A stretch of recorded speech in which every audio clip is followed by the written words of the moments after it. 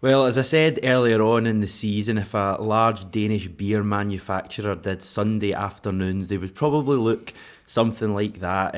Sum your feelings up with a t-shirt, they said. That's pretty much it. John, how are you? I'm not bad, Hamish. Yeah, I didn't know you were wearing that. That's funny. It's been a good Well, I weekend, just hasn't it? moved the camera down a wee bit, just like that. Beautiful, beautiful. Yeah, it's been a good weekend, Hamish.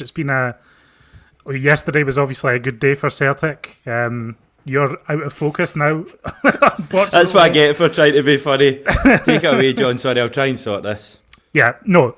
In all seriousness, it's been a good weekend for Celtic, and it's actually been a wee while since I've been on here. I think it's been a couple of weeks anyway, and how things have changed.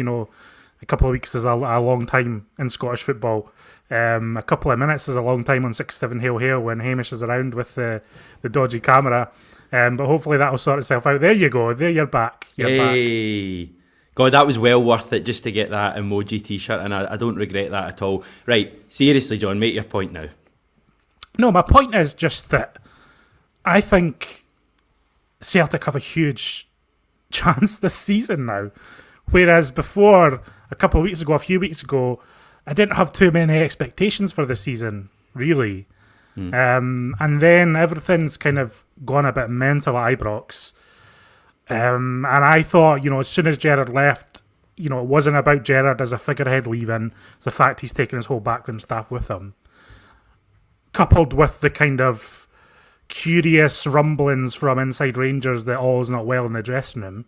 Then I see, and it's not even about today's result, Hamish, right? Then I see one of their senior players go on the TV after tonight's game and say that their team, the Rangers players, have lost their hunger after winning one trophy in a decade, saying that the Rangers players are not following instructions. It's quite ludicrous, but if I'm Celtic, I'm looking at that and rubbing my hands together. Because I think what you can say about this Celtic team, and I don't think it's been perfect under Ange by any means. I know we've been excited about him because he's dealt with the press superbly and it's been exciting, and he's brought a bit of fire back to Celtic that we were severely lacking last season. I don't think it's been perfect in terms of results or performances, but I think what you can say about this Celtic team have bags of hunger. They're desperate to win every game. And they've got a real spirit and determination about them. There's kind of something building, a kind of unity building between the team and the support. And I think it's just a completely different contrast to whatever's going on at Rangers. And I think it was never better summed up than this weekend. Motivation is so crucial in sport, Yeah. and this Celtic team, we've spoken about it before, have so much motivation because as a squad, under Ange, they've achieved nothing yet. Rangers are at the absolute, we make the joke they've won one trophy, which is a fair point, but they have achieved what this Rangers squad has achieved what their main target was. In a way, it's only down for them. And the difference, as you say, there's two comparisons I want to make. The first one, Ange has spoken a lot in the last week. He's been doing so many different interviews, press conferences. He's spoken about Celtic sticking in during the early stages of the season, the tougher stages, when things were difficult, when we had injuries, when we just had new signings coming in the door, not settled in yet, when Ange himself was new to Scottish football and maybe not quite the Ange that we see now. And Celtic did stick in at those stages. I think the ones he mentioned was the getting into the Europa League group stage and the Hearts last 16 of the League Cup. Two games, Alkmaar and the Hearts games. 2 games when we weren't at full strength, really, and we stuck in, and we're seeing the rewards now. Thursday night, we'll come on to that, but we've got a chance on Thursday night to keep our Europa League participation going, and certainly on December the 19th, we've got a chance to win this first trophy, and that only comes because Celtic stuck in when things were tough. Compare that to what you watched today at Hampden. That was a Rangers team doing the opposite of sticking in when things are tough. For me, we have a team of winners. That Celtic team, a core anyway of winners. Rangers for me are an average to decent squad of players that were very well coached and set up under Steven Gerrard. And it seems like when Steven Gerrard, the minute he left, that it kind of it all went awry a little bit. They're going to get better under Van Bronckhorst. I mean, they can't be much worse than today. But the other comparison I would make is Celtic's first game after Brendan Rodgers left. Very similar circumstances to what we see with Rangers now. We played Hibs as well in the Cup, actually at Easter Road, and you saw the leadership in that Celtic team those, a couple of years ago. They won that game in trying circumstances. Players like Forrest, who scored that game, scored yesterday, came to the fore. McGregor played both games, Scott Brown in the first game.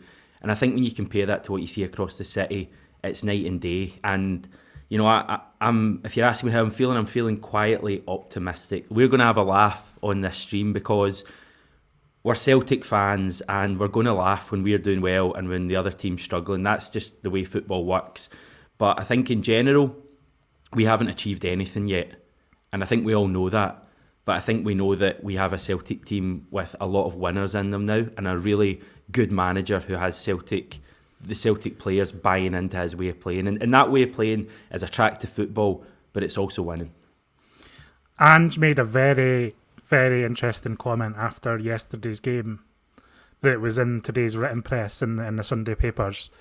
And actually, Ange made a number of interesting comments, I felt, after yesterday's match.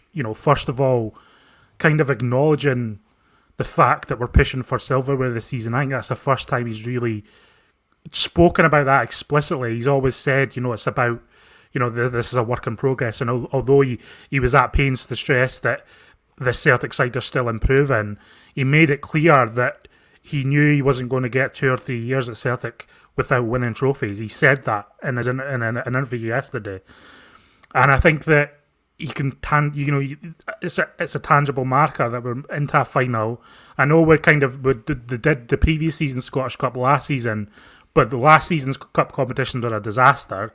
So reaching a final is real improvement on that. But the actual really interesting thing I thought he said was that he felt he gained trust from the Celtic players after they were beaten 4-0 by Bayer Leverkusen, because he said that he felt that the players might not have known how to respond to that, in the sense that, is this manager going to throw us under the bus? Is he going to suddenly change his tactics? Is this all kind of a phantom rebuild, in the sense that this style of play isn't going to get us anywhere? And Ange has stuck to his guns and he's regrouped the players, and he's been so respectful of the players, even when he's been critical of them this season. He's been so respectful of the players. And he says he felt he earned their trust by conceding those 4 goals against Bayer Leverkusen and conceding the 4 goals against Real Betis. And I just think that's such a great mentality to have, in the sense that we're not going to change from our processes and the way that we approach things. We're going to keep on this same road, and the players are going to eventually buy into that and trust me because of that, because I'm not reactionary and I'm not going to change my entire beliefs because of one result. And I think the proof is in the pudding from that, Hamish, because we're unbeaten in the 9 games since that Bayer Leverkusen It's a turning game. point. Yeah. We've won 8 of those games and we drew 1 against Livingston, which was frustrating. But, as I kind of said yesterday, that's kind of baked into the season. There's going to be frustrated results this season because of the nature of where we're coming from. The fact we had half a team 3 months ago. So, I really like that messaging coming from Ange. And the fact that he's using defeats like that to kind of motivate the players to become better. And I have no doubt that we're going to go to Germany this weekend and we might get beaten, we might get heavily beaten, but we're going to go and try and play in the same way. And I think that over the course of a season will pay dividends for us. The Celtic players still did a lap of honour after that 4-0 home defeat to Bayer Leverkusen.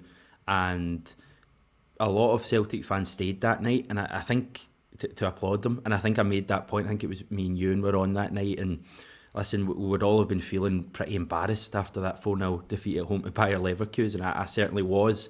But there was a feeling generally, as much as the result was a really painful one, that Celtic were still heading in the right direction. And it's interesting you say that. You make the point, Thursday night we go away to Bayer Leverkusen.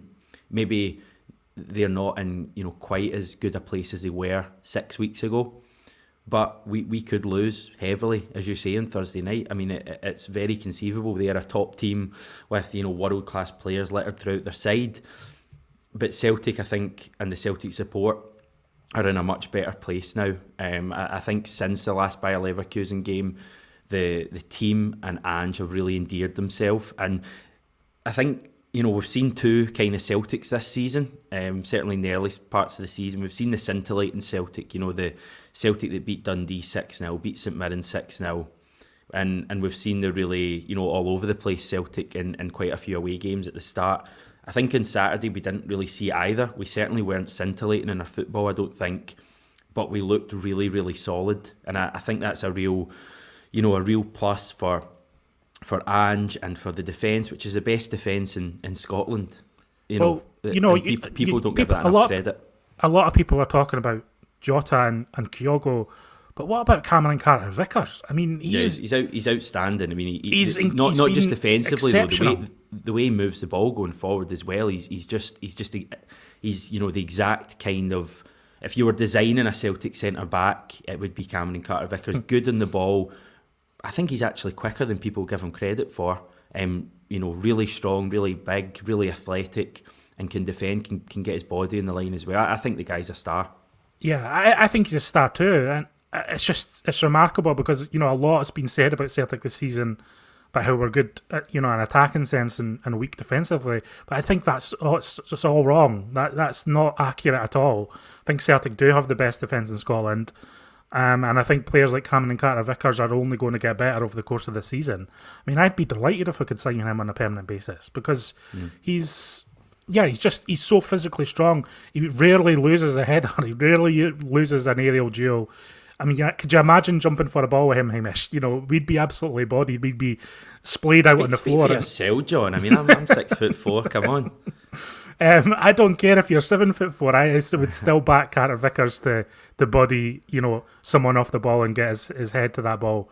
I've been so delighted by him, and I think that, you know, you look at the defence, it's not even a finished product yet. We've still got Christopher Zuelen to come back into it.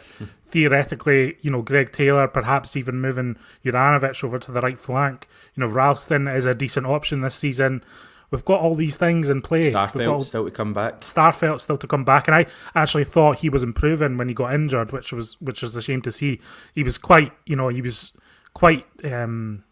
There was trepidation about the way he played in his initial showings, but I think the more he played alongside Carter-Vickers, I thought there was a real partnership forming there.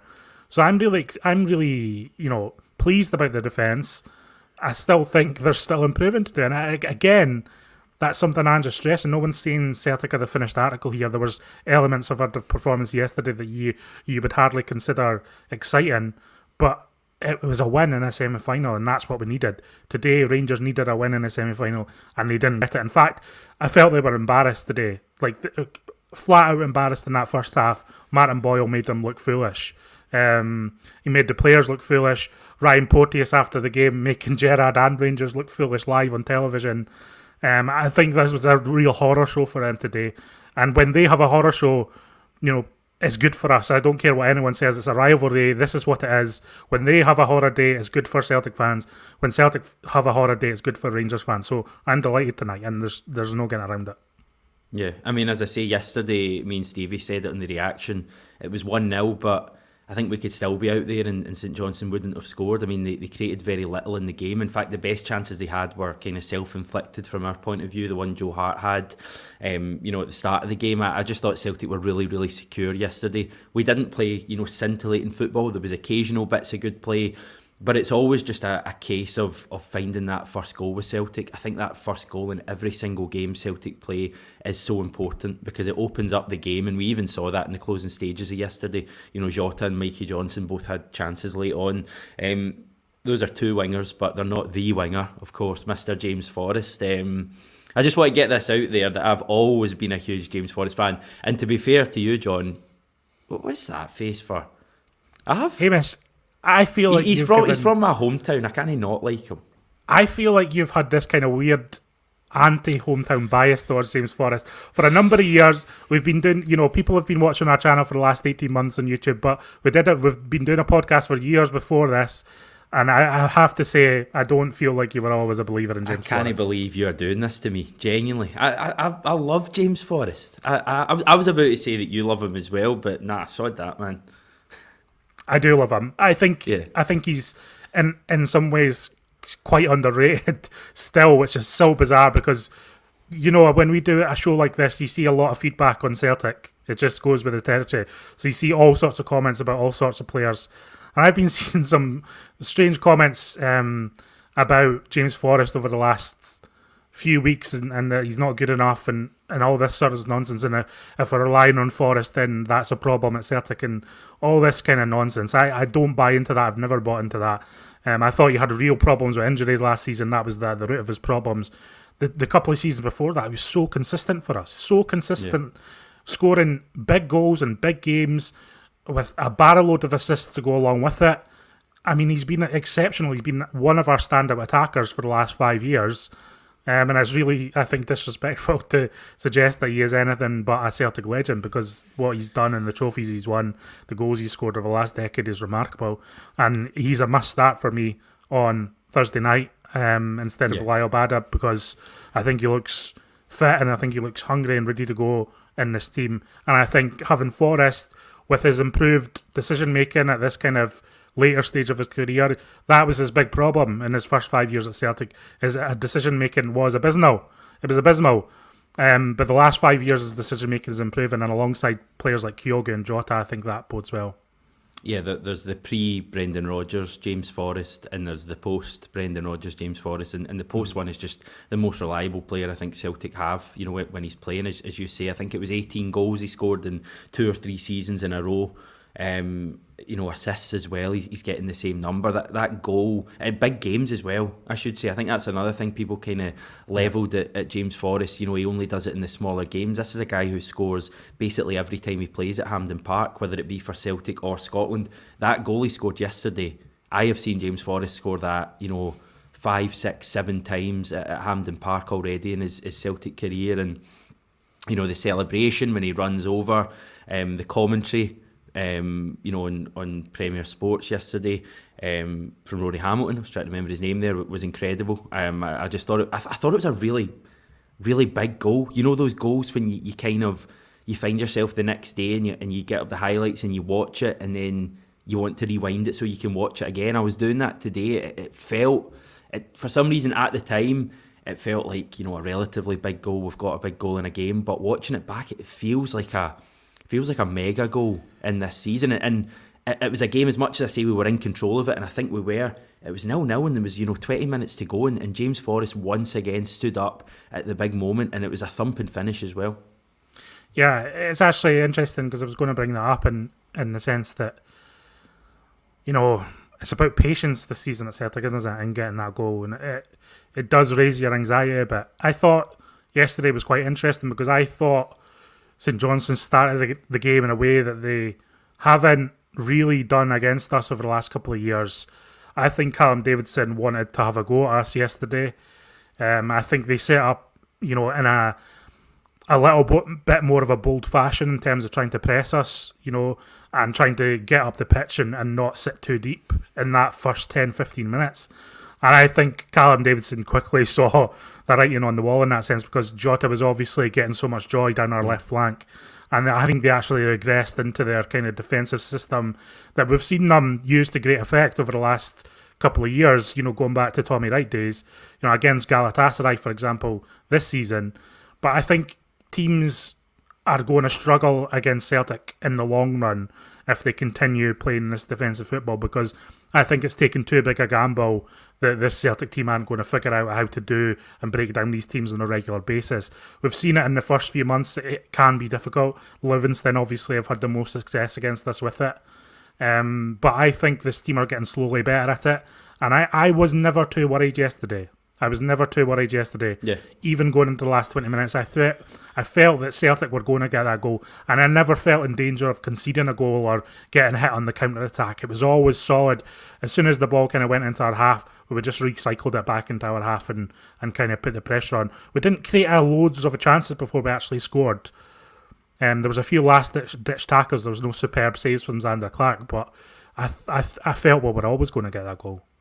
Yeah, and we've spoken about this before, but we tire the opposition out the way we play as well, and defending like St Johnstone did yesterday is going to tire you out, and that's why in basically every game this season, certainly recently, the vast majority of our chances have happened late on in the match. Ferencvaros at home, Livingston at home, St Johnstone at home. The game yesterday, the way we play and the tempo we play at knackers teams in Scotland. And I felt at half time, we hadn't created a lot, but I certainly didn't think it was any time to panic at all.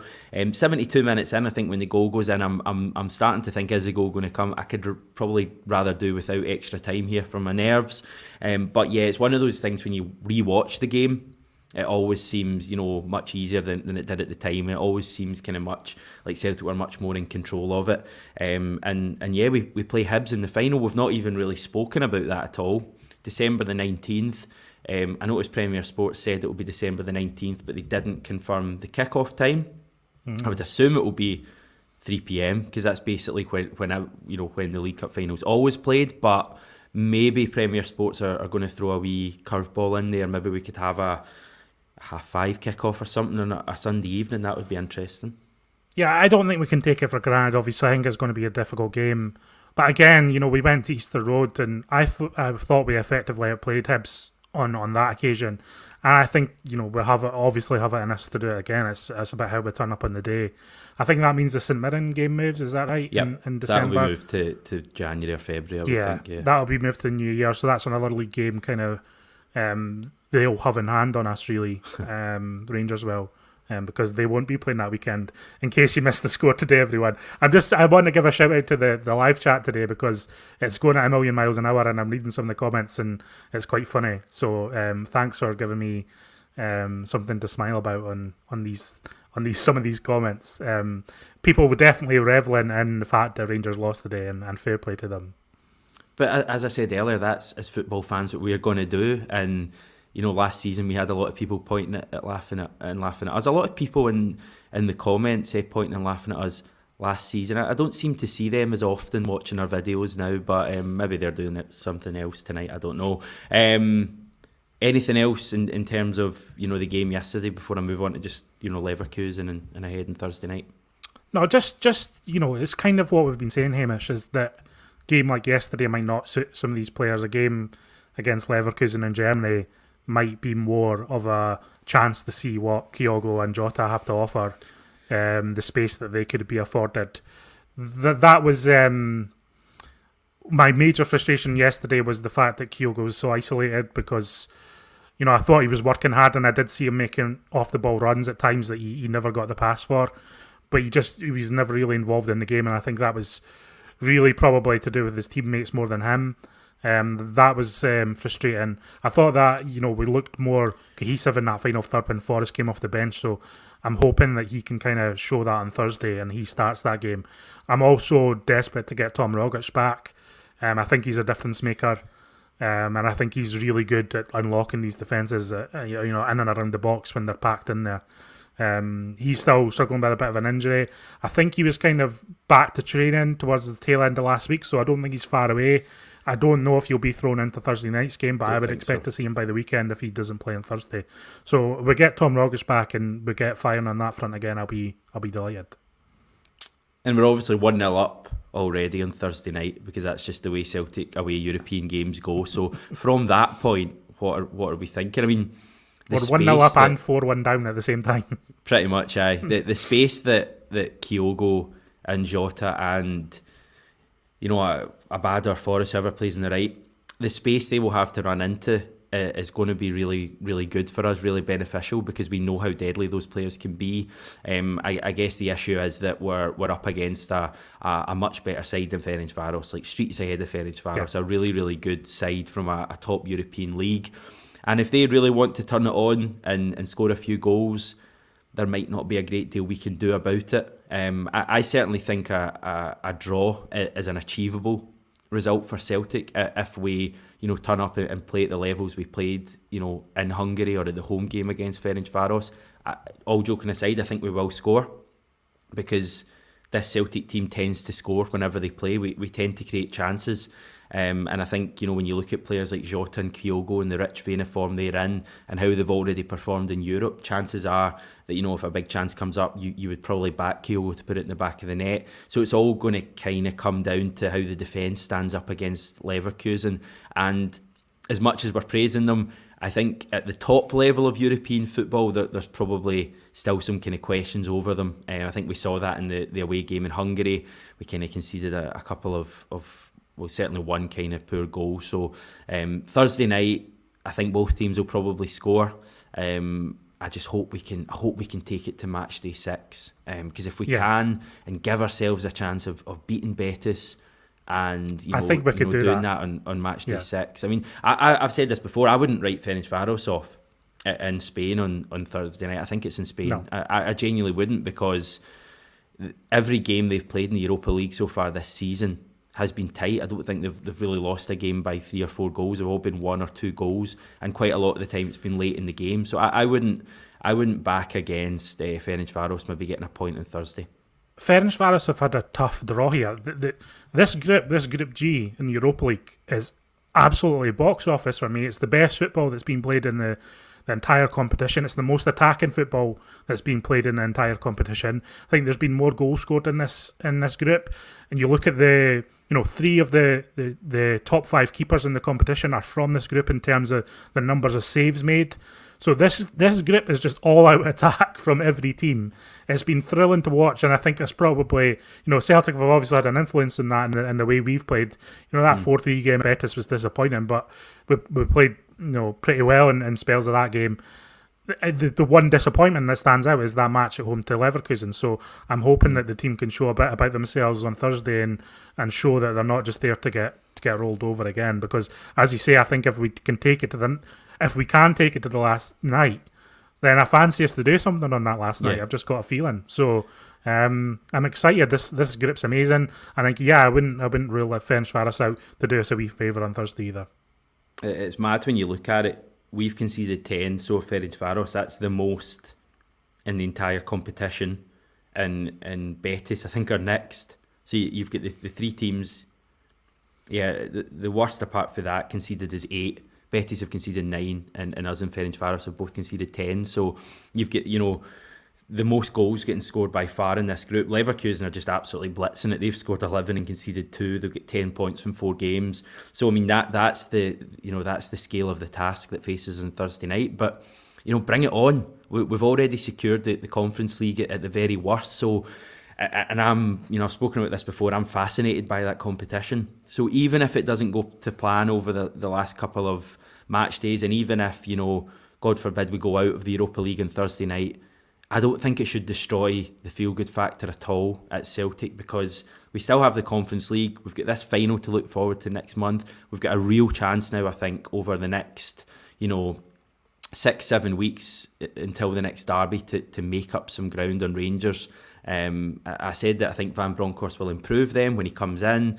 I think, they can't get much worse than today, but he is stuck with that squad for the next 6-7 weeks. And for me, that Rangers squad looks like they are just finished and not interested at all. And I think we're the polar opposite. And I think we have a chance, as I say, over the next 6-7 weeks to really just keep winning, just keep dialing up the pressure on Rangers. And obviously when it comes to that big game at Celtic Park on the 2nd of January, get the 3 points there. Win the Cup in December the 19th, and I think we'll probably be able to look at this first half of the season as being great. I'm not getting ahead of myself at all, as you can obviously tell. Interesting media glare of Van Bronckhorst today, I felt.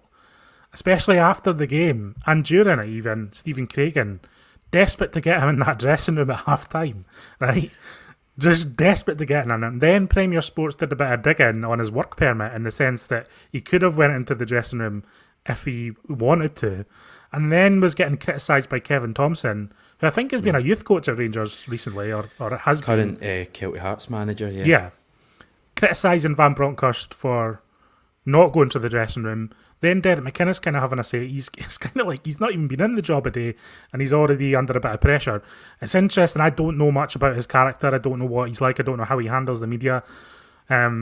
But I thought he looked a bit shell-shocked in the stand today, and that's going to be interesting how that pans out. But as we know, and as we stress on this channel often, it's all about what Celtic do and Celtic taking care of business. But Hamish, I feel like it is a very exciting time to be a Celtic fan at the moment.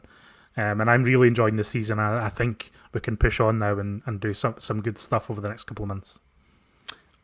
On a scale of 1 to 10, how buzzing are we for the Ange open goal interview tomorrow at 5 p.m? In all seriousness, I'm looking forward to that. I mean, I like open goal. There's, it's some of their stuff I haven't been a fan of. Some of the stuff I've been a big fan of. I think when they get someone good on it, it's always a must-watch thing. And I think it's 5 o'clock tomorrow. I'll be tuning into that. It's going to be a good one. Ange in any of the interview at the moment is great. He's great with the fan media on Monday, great with the media later in the week, great on that Australian radio interview. I'm all for more Ange content wherever it may come from. Yeah, 5 p.m. tomorrow. It'll be dropping on YouTube. I think there's another channel that will be dropping a video at 5 p.m. as well. So just make sure you watch us first. That's all I'm saying, and I will be checking to find out. I think we're going to leave it there then, John. This has been a fun, whatever we call it, Sunday Live, 67 Hail Hail Sunday Live. I don't know if we'll get many better than this, but hey ho, the way Celtic are going, perhaps we will. Maybe we'll have one in a few months' time when Celtic are top of the league and already got a trophy in the cabinet. Thanks so much, mate. Cheers. Thanks everyone for watching. It's the live chat's just been mad today, hasn't it? It's been incredible. So enjoy your evening, and we'll be back tomorrow with another video, of course. Take care, everyone.